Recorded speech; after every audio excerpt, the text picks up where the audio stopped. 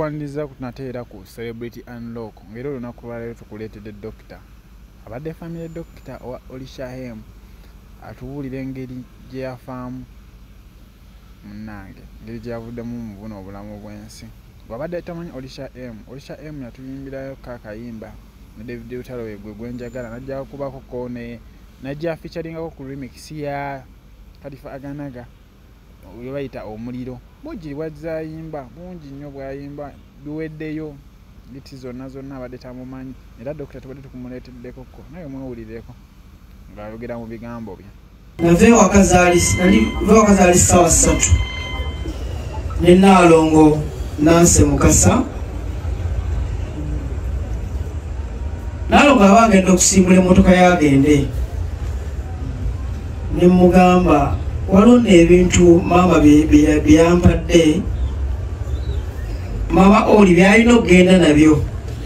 kati nenzalayo mu nju nfune ekisumuluzo nzigulawo 2 nsobola bimuwa kati mba nyambuka nzirayo mama oli naye n'avaayo mu nnyumba nagamba dokita obadde ogenze bale sikubuuzisa nako n'afukabira n'ambuuza ne mugamba oli bulungi naye tulinako wetulaga n'omulenzi driver bamuyita Ali naye ne mugamba kakati Ali jangu ku bootu muteekemu ebintu bino n'amugamba Ali lindako tobiteekamu kati tubiteeka awo bwe tuva gye tukola ki gye tulaga mu ddakiika ntono nnyo tujja kubiteekamu tugende nabyo emunyonyo ne bagamba awo nno kale kati bamukomawo temubyerabira kyali tujja kubyerabira nga omuntu omulamu ku ssaawa ezo 3-4 ne musiibula nange neevuga ne ŋŋenda naye driver we ndowooza bwe baatugoberera ku ssaawa 9 ez'olweggulo tuba tuli mu meeting ng'akasimu kavuga nti oli waliwo embeera etali nki nungi era ffenna ngeri gye tubeera awamu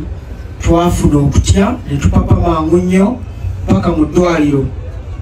ogenda okutuukayo nga oli ali mu mbeera